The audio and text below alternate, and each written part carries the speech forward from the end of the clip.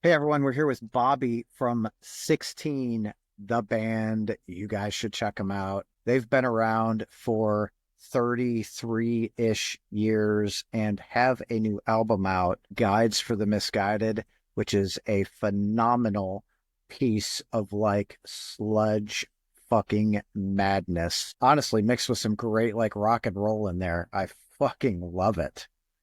Thank you. What was the first question, I guess? What was the catalyst for Guides for the Misguided? Title or like stylistic, like Let's start with or title and then we'll go into stylistic. title was actually between a book. This one from like I don't know, it might be from like 1930 or something.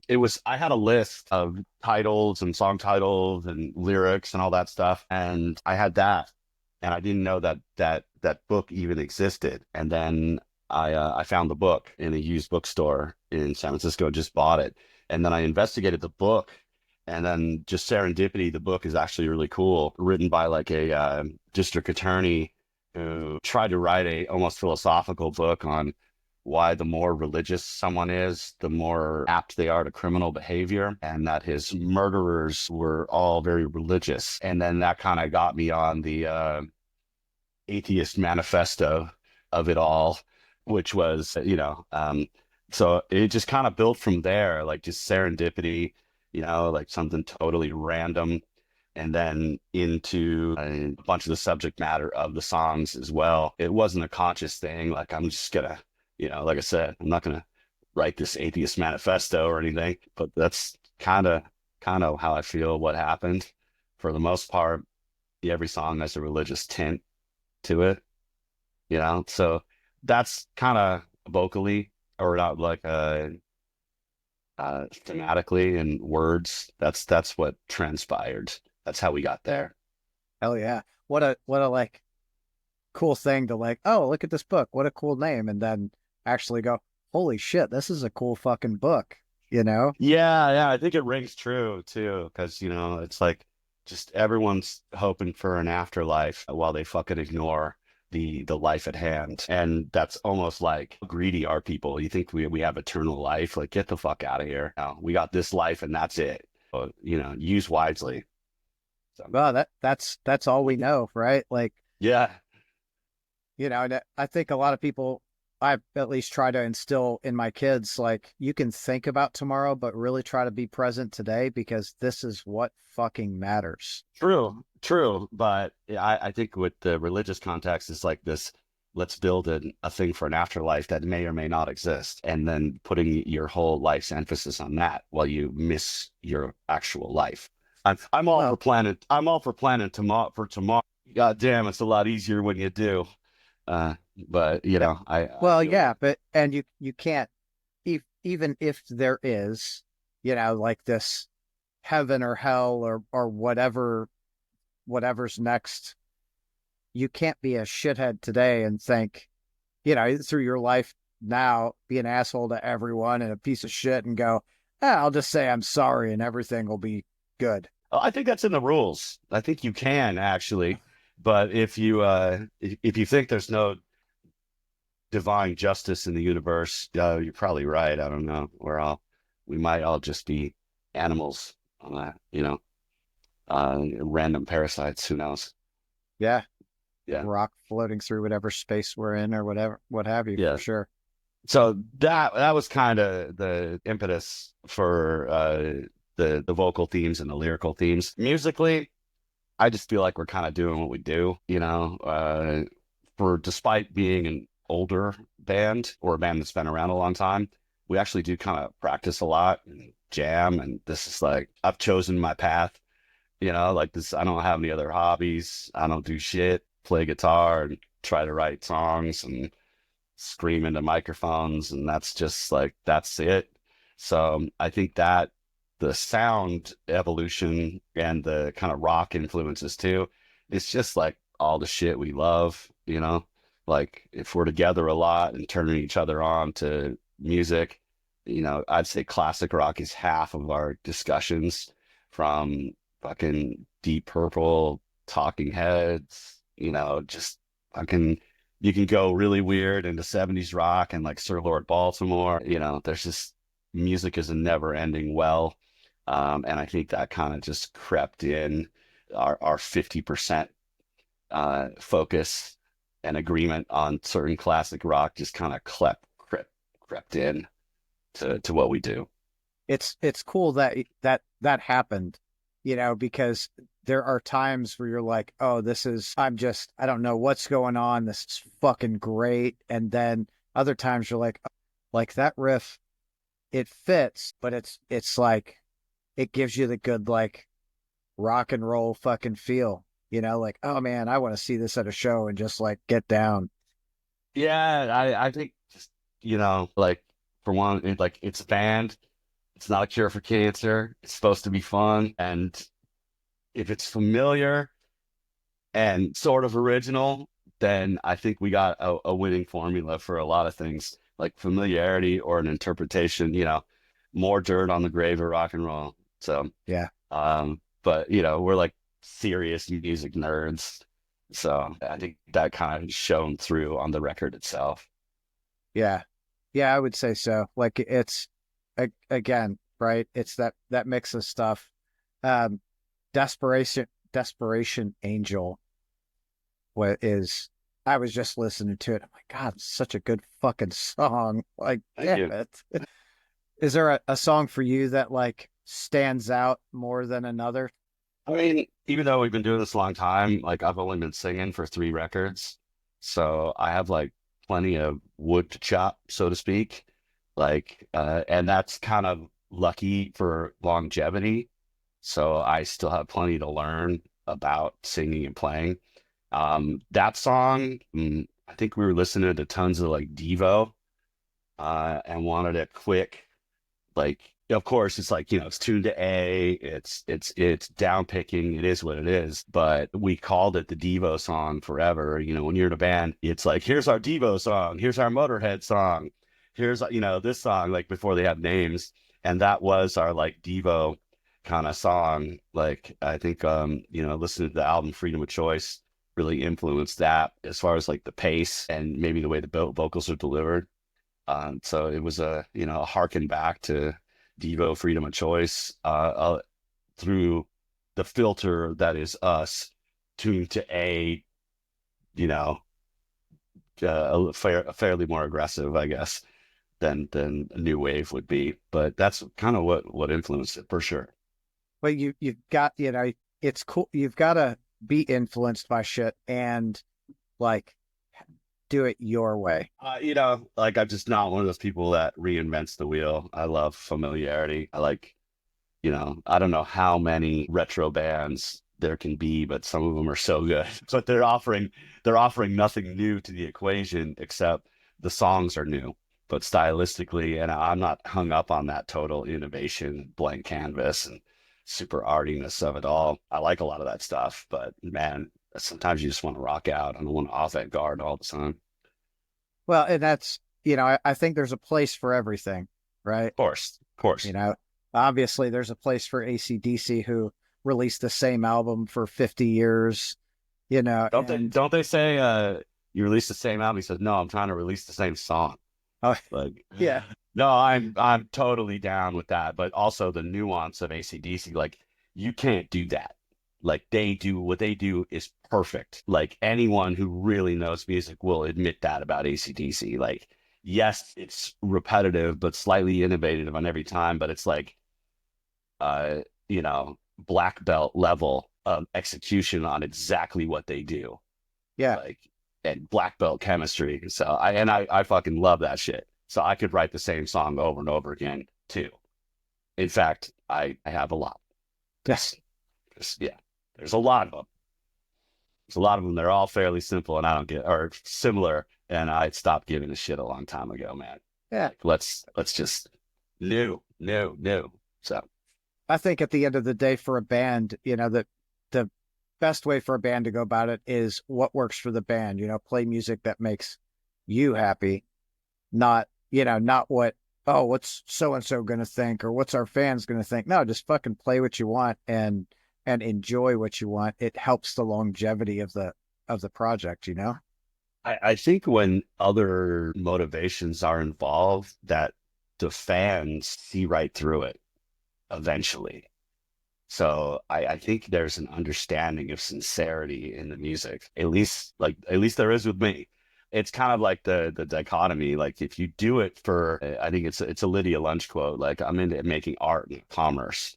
So if you start making commerce, there's no way back. You need to conceptualize this as total art, and then hopefully the rest will realign behind it, or it won't. Who gives a fuck? Because I'm making art. So like that's kind of the ethic that I try to have about it. Like really nothing else matters. Then we gotta make some cool shit come out of the speakers. Fucking get down with what we're doing. And then hopefully people will follow along. Well, But it's that authenticity that I think people connect to. yeah, of You know, course. Yeah. that's why I think, a band being true to itself has more longevity or better longevity than someone who's like making commerce, right? Like, oh, I'm going to put this song out and I want to sell 1 million copies. Like, That never works. This like there's I always say there's smarter people than us talking about this right now and failing in big office buildings. No one knows for sure.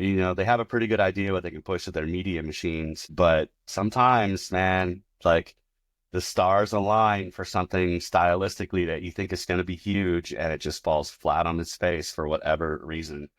It's either they're too late to the party, or people don't get it yet, or it's just not great. You know, yeah, it's not, but you know. yeah, part, yes, I think, and I think when artists are, ahead of their time, it's great, like in current day to look back and go, holy fuck, man, why didn't that take off then? You're like, what didn't make sense then? Yeah, a lot of, and then the other half of the equation is timing, I mean, what is it? You don't necessarily have to be the best at anything. You have to be the first. Yeah. That's kind of like a marketing rule, There's a reason why we call tissue Kleenex and all that bullshit. Yeah. So they were like the first one. Yeah. Well, they were the best branded, Yeah. Yeah. it's, Yeah. that shit's it's so funny and it's so fucking true. Like if you can, Amazon I think is very similar in that it's not like, hey, I'm going to go online and get some. It's I'm going to Amazon. Like, well, they fucking have Yeah. everything, but They own it. They own the category. Those motherfuckers. those motherfuckers, Yeah. whatever. And it's wild to think that like Amazon started like, oh, I'm just going to sell books. Like, holy shit. I have a side story. I have an uncle that was an executive in like supply chain management for like aerospace and shit. And he interviewed Jeff Bezos years ago when Amazon was first starting. And he was like, you know, apparently the guy at the company, the HR guy, was like explained what they're doing and that they're selling books and things over the internet. And my uncle was like, "Why? Why would you do that? That's the worst idea I've ever heard of." It's my Uncle Butch. He's hilarious. He'll talk about it.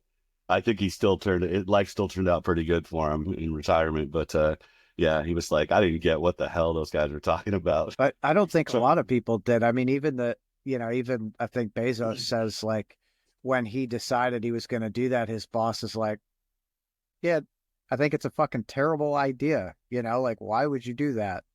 And, tried to talk him into staying and look at where he is now. Like, yeah, not too terrible of an idea, huh? So I get the same question about the name of the band. Why did I name a band that's so hard to Google? And the answer is that if I knew Google was going to exist, I probably wouldn't have started a band because back in 91, there was no Google.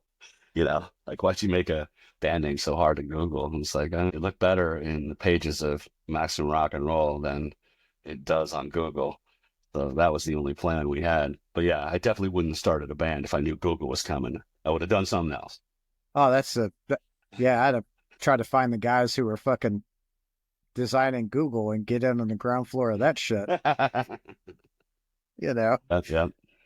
that's funny. I did read like initially you guys were called 15. Yeah. Yeah. Um, that was, I mean, we were really young when we started this. So the story is that there's a pro skateboarder from the 80s and 90s named Mark Gonzalez. He's an artist and still has his own shoe on Adidas. He's a legendary kind of counter, skateboarding figure. We were hanging around him. I was in my, probably 15 to 19, skateboarding a lot and being around him and being around other people. And he had a thing on his board that he wrote was Team 15. I didn't know what it meant. We called the band Team 15, and then we changed it to 15. And then we went to Vinyl Solution, and apparently the guy told us that there's already a band named 15 from Lookout Records yeah, up in San Francisco. And then we're just like, oh, well, we're 16. And that's literally it. There's like, is there a deeper meaning to the numerology and all that stuff? Nope. It's just a random thing that stuck. 30 years later, here we are. Yeah, I mean Still that making music under that moniker. it's funny how I think sometimes band names come about. You're like, oh, Mark had Team 15 on a skateboard. And we're like, yeah, what the hell? Let's fucking do that.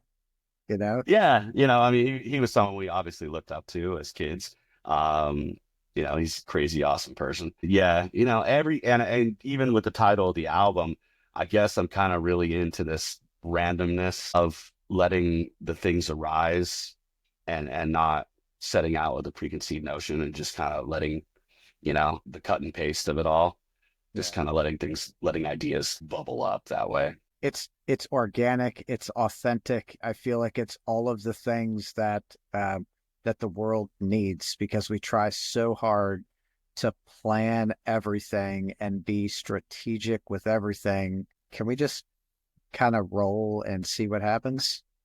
Can we just vomit shit out constantly? That'd be better creatively. And there'll just be a little more creative vomit involved, and then we'll pick the good stuff out of the vomit. Is kind of how I roll.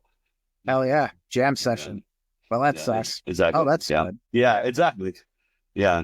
That's good shit. So what were like for you, what were some of those early artists that really pushed you to go, you know what? I want to fucking play music. So I grew up in Orange County and LA, and around skateboarding and surfing. Spent every minute of my day skateboarding, either out in the streets or in a backyard pool or in a ramp, just like literally like 8 hours a day skateboarding and being involved with that culture and surfing. So I learned from about punk rock really early, Black Flag, Circle Jerks, TSOL, Adolescents, like just everything that was really big in that area. And it was big. I was too young to go to places like the Cuckoo's Nest, which was a legendary punk club of where, Black Flag first played. Everyone played there. The Tons Germs of played there. shows, lots of Yeah, fucking yeah, stories from yeah. there. Yeah. So that's in. But later there's a place called Fenders, and I started going to shows there, and then I started going to shows in high school in the Reseda Country Club. So I saw a lot of, the Cro-Mags, Sick of All Leeway. I saw, or I think that was Bad Brains, Sick of All Leeway. I saw Bad Religion a lot. I saw Fugazi a lot. I saw the earliest like the earliest Jane's Addiction at the Anti Club when I was like 15 or 16 years old. So that was all super inspiring. Like I just like got a guitar then, like at age 15 or 16. But I had always had acoustic guitars around. I'd literally been playing guitar since I was like 6 or 7 years old, but I never got serious about it until like late high school when I started going to shows. So many shows I've seen. That was the thing. You go see a show once or twice a week. A place in Riverside called Spanky's started having shows. I saw like Fear Factory, to like 20 people, 15 people. I saw Helmet to like nobody, and that whole amphetamine reptile thing in the 90s. And then I saw a lot of the early grunge too. I saw Soundgarden, Voivod, and Prong. I saw a bunch of, I saw Nirvana a bunch. Or Nevermind came out, and Tad and Sonic Youth. So I was really just going to shows, John Spencer Blues Explosion, all these things, just going to shows constantly. And then the San Diego scene, there was, Rocket from the Crypt and Tribe Like Jehu, were the anchors of that scene. So I started coming, I lived here now, but I started coming down to San Diego and going to those shows. And so just soaking it all in. And it's like, that's what you did. Like those people are in bands. Well, I want to be in a band. So I just started a band, and do you know how to play? Yes or no? It doesn't matter. Like just fucking, get it together and you'll do it. So that's kind of the same, like ethic. But that's what I've seen, very inspiring things as a kid growing up in LA. I was lucky to be on that piece of dirt.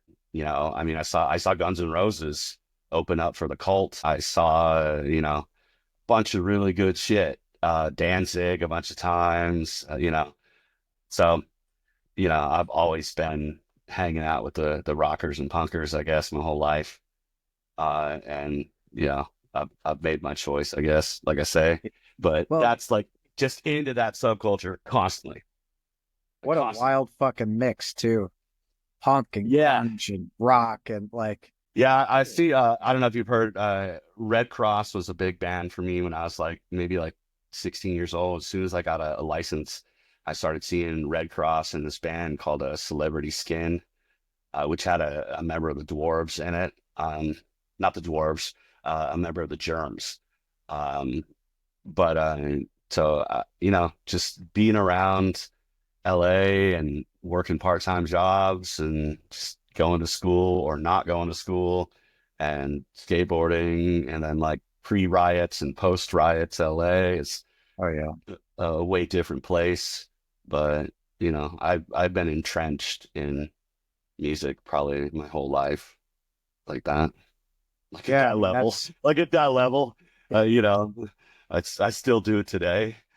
So here pretty I am, fucking 50, 50, I'm 51, and this is what we do. This is hell it. yeah. And Cool. I was like, I thought you were younger than me. Here, I'm 40, oh, I'm really? Oh, 49. really? Man, yeah, I was like, oh fuck, Mm, dude. Yeah, Well, yeah, yeah. All right. looking Well, good the nice fucking yeah, yeah. Well, you can only see this much, though. So yeah. let's remain realistic here. Yeah, no, I same thing, right? Like you go Yeah, only see this. Like yeah. that's funny as shit. So, back in those days, like is there a show that you went to that just absolutely you're like, holy fuck, I'm witnessing history be made right here. Honestly, several. But the Bad Brains took it to the ultimate level, I think. I saw them on the Quickness tour, but they were just like on fire then. And I saw it at the Reseda Country Club, and they just rocked the joint so thoroughly that not one, it's like it got so out of control that you either had to leave or stay there. Like, like everyone just freaked out because of the music. Like that was definitely, I think, I mean, I'm still talking about it today, Right. so that, I mean, I'm not the only one who's been blown away by them. And then again, I saw Jane's Addiction at before Nothing Shocking came out on a New Year's Eve in like the 10th grade I think it was at the Regency Ballroom, which was where RFK got shot, in this hotel ballroom in a New Year's Eve thing. And, they played a show, and it was seriously like 700 people packed into this ballroom. It was New Year's Eve. It was wild. So that was like another like crucial, moment. I remember waking up and going, wow, in the morning, like, wow, what kind of fucking pagan ritual did I just take part in? Like, what was happening there? That, So, that's like the era that I think everyone would have, especially like people now would have loved to see Jane's Addiction. Like that was like their fucking heyday. They were tip top fucking shape, the most fucked up that they could be and still performing and blowing people's minds. that's nothing lasts forever. Nope. I haven't, I don't think I saw him maybe on the Ritual de la Ritual, but I haven't seen him since. But I understand it's not so great. But as a kid, it fucking blew my mind. I fucking bought a delay pedal the next day. It was that kind of shit. Hell yeah. So I don't remember where I was gonna go. I'm fucking exhausted. I went out to a show last night and it was this band Psalm they were just fucking fantastic. Where are you from? I live in Louisville. So they're like they're like a post metal shoegaze type deal. Show was fantastic. Late night. I had to get up and do some work. I left the house at like 6 this morning. So, no sleep. I'm like, brain fart. Well, we did just get back from Europe last week, so I can definitely empathize with 3 hours sleep. However, under the circumstances of touring, it's all such a whirlwind, anyways. But we were pretty stoked. We basically sold out of all of our merch halfway through it, and then we had about, I'd say, maybe 60 or 70% of the shows were sellouts. Yeah. That's never happened to us before. Um, Hopefully it's the new record, or it's that we've done 3 records since we've been over there. I don't know, but it was nice to play for the true believers, but it was also nice to get out of America and walk the earth for 3 weeks. And 3 days into a tour, you forget everything because again, you're not sleeping a lot, you're driving, but also you're on the high of each show. Um, and then the physical labor part of it. So it's like, I don't get how people can complain about touring, to be honest with you, because it's like, oh, you mean that thing that fills all the holes in your self-esteem where they give you free alcohol and food and tell you you're special? Yeah, I'm really not going to complain about that. That's like a fucking gift to do, to Well, do something that you want to do. I think a lot of that is perspective too, right? Some some people and are just, this is my job, I do it, blah blah blah. And other people like yourself obviously are like, man, I am so fucking grateful that I get to do this. I get out into the world, I get to see the world, play fucking music. Like this coddles my soul just how I need it to. Yeah, pretty much. That's a simple fact. Yeah. Simple fact. That'll keep you going. But it kind of moves to the whole energy of the thing too. So that it's inspiring, and then you're inspired with more music, So So you started writing for the next album already? it's not that I'm writing albums. I think we're always writing. I think this is just the way like we are. Yeah. Like, I mean, we're always like, hey, check this out. And, there's just a lot of material between us. So, or that, or we'll do cover songs, or, like I said, like I stated, we're just like fucking music nerds and like, instrument nerds. So I just want to continue doing that because there's no, like, what's the other option? Not to say life shouldn't be balanced, but I can devote, 8 hours a week total to jamming.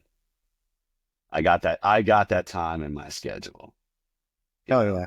and it's always been there. So yeah, we're, just continue. There's, every month there's a new song usually.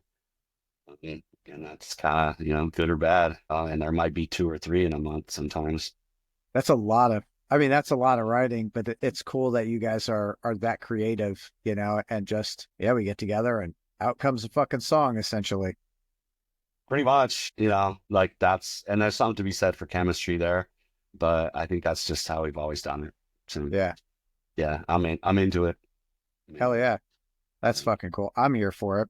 Bring me all the fucking music. There's like with music, it's not like music can last, but it comes in waves. It might be your favorite thing for a week or two, and then you'll forget about it. And then next year you're gonna come back and go, oh fuck, that album rules, and you're gonna come back to that album. So it's like, you know, like the whole digital marketplace, I think is really bad for bands. Well, at least like Spotify is really horrible for the artist. However, as a consumer, it's fucking amazing. Like never in your life did you think like I can listen to anything at all times and I don't need to fucking go rifle through all my LPs or go to the garage and find a CD.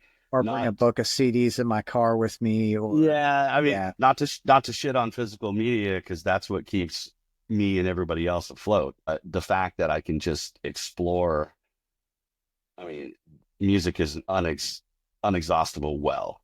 It's fucking crazy. There's people who But have created so much music. fuck yeah, they have. And like I'm with you. Spotify, I think in my mind, like Spotify is good and bad.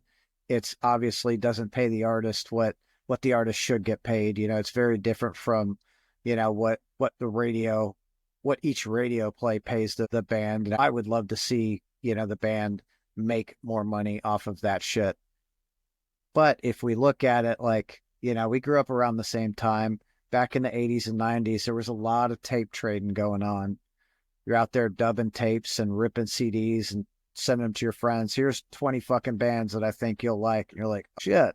Yeah, yeah, I was definitely into what's, getting a mixtape made for you, especially by like a girlfriend, uh, getting a mixtape. And what's saying is like, man, if Spotify, their playlists that generate for me, if I was like 17 years old, I'd fucking propose to my Spotify playlist because how you know me that good?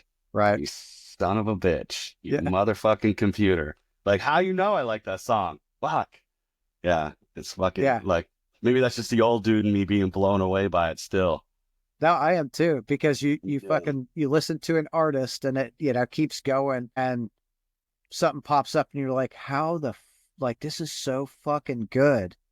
Yeah, like how did I miss this? Like Yeah. I always just say like I'm here to applaud the shit I like and I'm here to ignore the shit I don't like because I ain't got time for the shit I don't like. But there's so much stuff I like, so I'm cool with it. I'm Yep. definitely I'm definitely Yeah. cool with it. Again, I wish they paid, but they don't. So there's the fucking reality. Yep. Yeah. So tell me about that European tour. Like 3 weeks, fucking Uh, predominantly sold out shows. How fucking awesome is that? so like, smaller places like 100, 150, like, but that's like really the venue I feel most comfortable in. Um, Czech Republic, all over Italy. I went to Italy twice. We went to Helsinki, Finland. We flew from Munich to Helsinki, back to Milan, and then started the tour again. Only one day off in I think 18 days, no missed shows. Ran out of our new album and ran out of all of our t-shirts and merch, like everything. We just had nothing. We were like selling broken cymbals to people.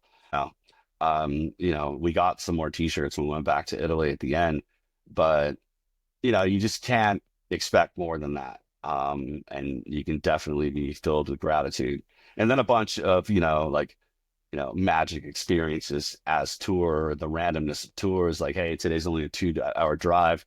Let's go to Salzburg Castle and, and hike 17,000 steps to the top and the fucking trumpets play at 10 in the morning at the castle. So, a bunch of crazy shit like that, walking through the streets in the middle of the night, just exploring around,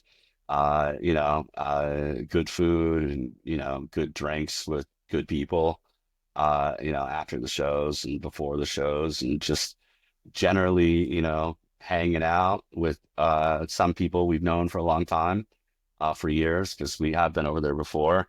Other people we talked to over, the computer or a bunch of new friends too. So that's kind of a touring experience couldn't have gone better. Just us in a van, so only four people in the band and one driver. Everything else we do ourselves. Um, it's not like we need a roadie or anything with our rigs. We fucking guitar, bass, drums, vocals. That's it. We don't have a computer or looper or anything with us that we use. So it was just some tough drives is 7, 8 hours, but for the most part, hitting places that we've been before. Bologna, Italy is very good to us. Milan, it's very good to us. And then Germany is pretty good to us too. So we went to Poland, Zagreb, Croatia. So some guys in Zagreb gave me a scarf for their local, soccer team, and it was freezing, so I started wearing it. And then as the next day, we're like in Poland, and the driver's like, "Hey, man, don't wear that scarf." And I'm like, "Why?" He goes, "Because people want to fight you." And I'm like, "Really?"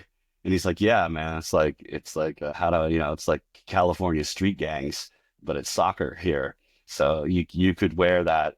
you could wear that scarf in Milan or in Zagreb because I guess the teams are like brother sister or something like that, or brother or whatever connected. Yeah. But he's like, you can't wear that. Like, don't wear that in Austria. And I'm like, okay. So I just, put it in my backpack and kept it.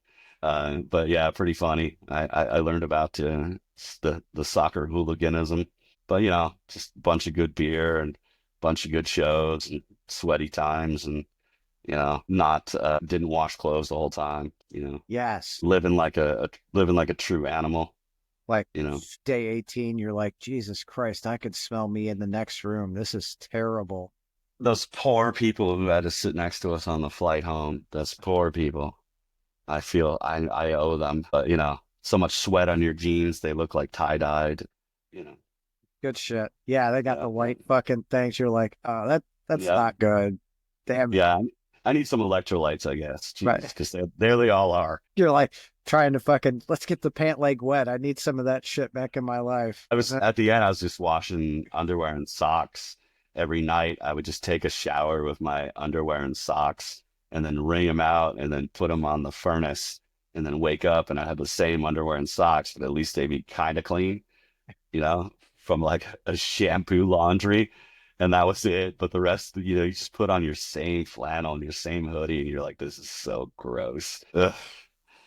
You're like Good times. next day you're like, God, I hope it's fucking dried out so I don't put it on and it goes. Oh no, it's it'll basically stand on its own.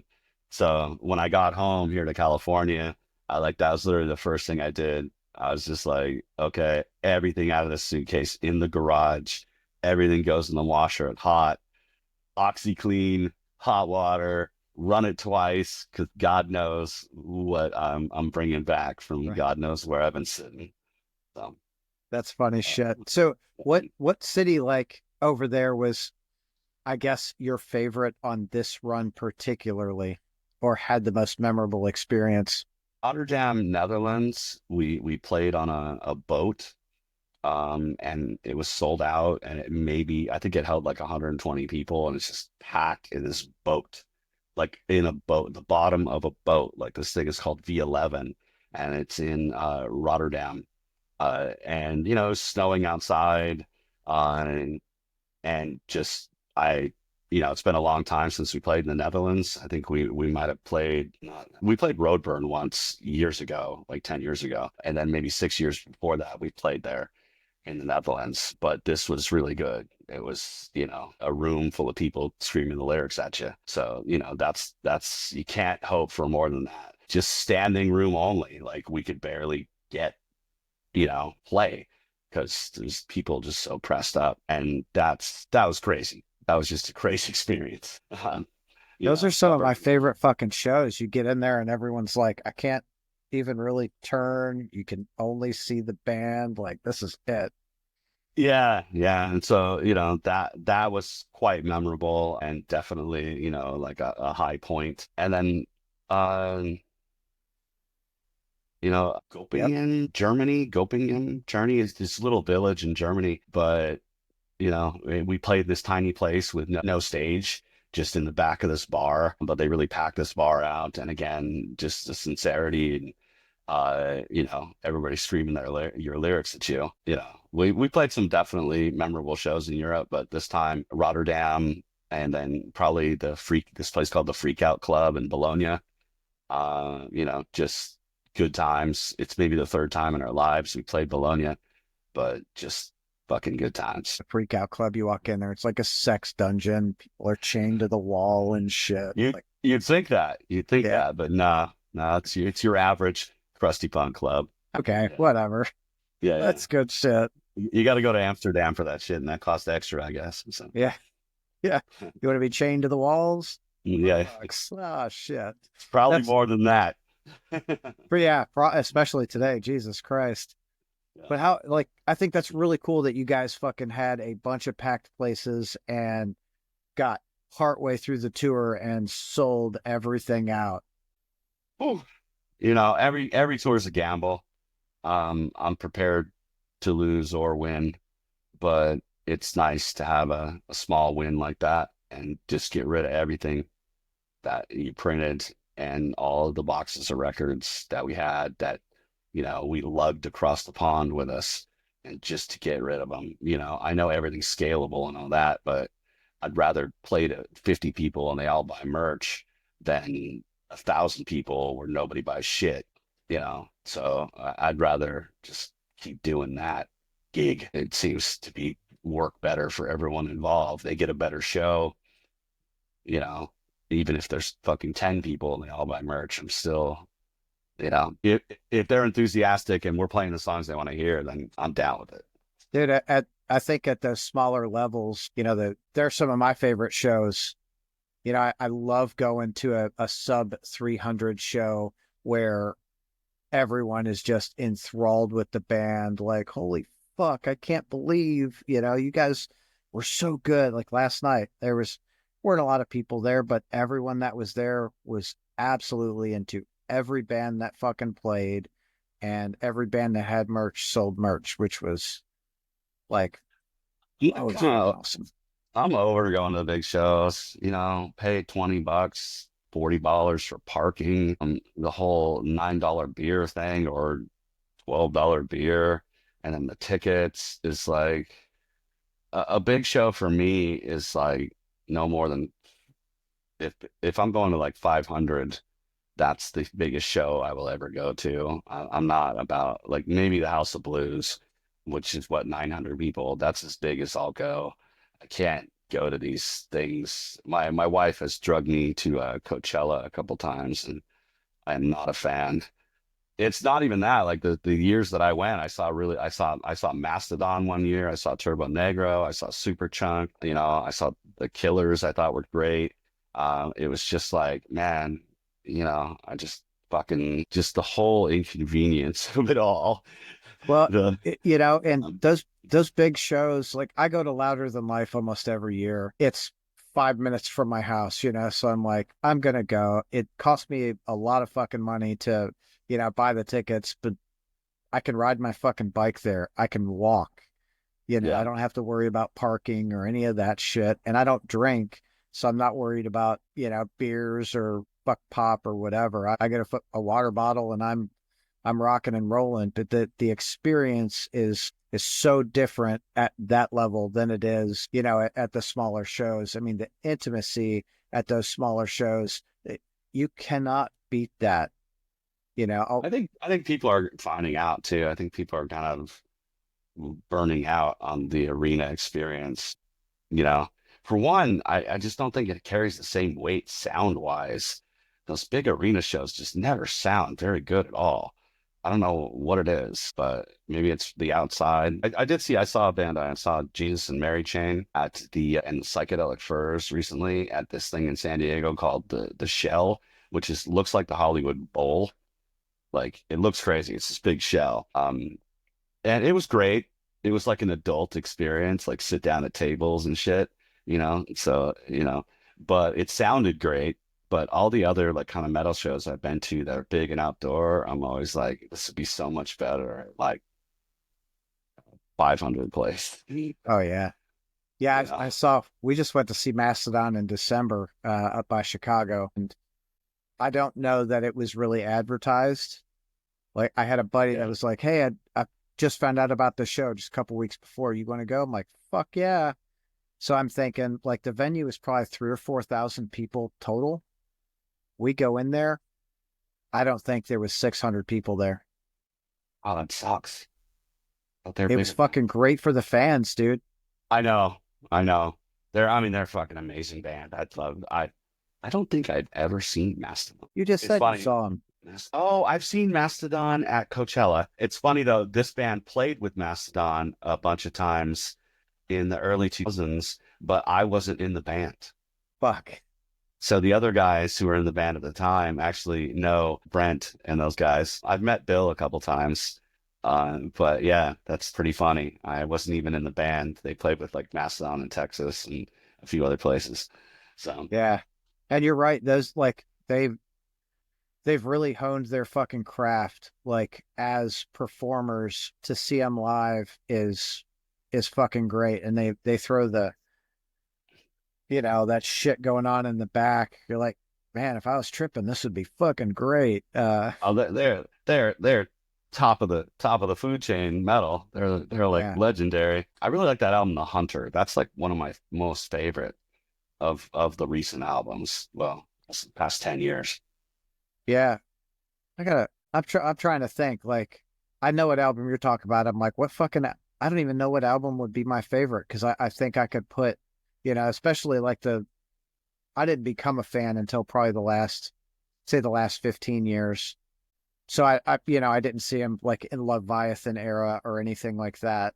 So even now, they used to play here a fucking lot, dude. Like the little tiny clubs, and everyone's like, "Oh yeah, they're fucking coming to stay at my house. This will be good shit." And I'm like, "All right, cool, whatever." And then I became a fan, and I'm like, "Man, I should have fucking went to those smaller shows. I bet that was cool as fuck." Yeah, that's why you got to keep going until in this days because you never know.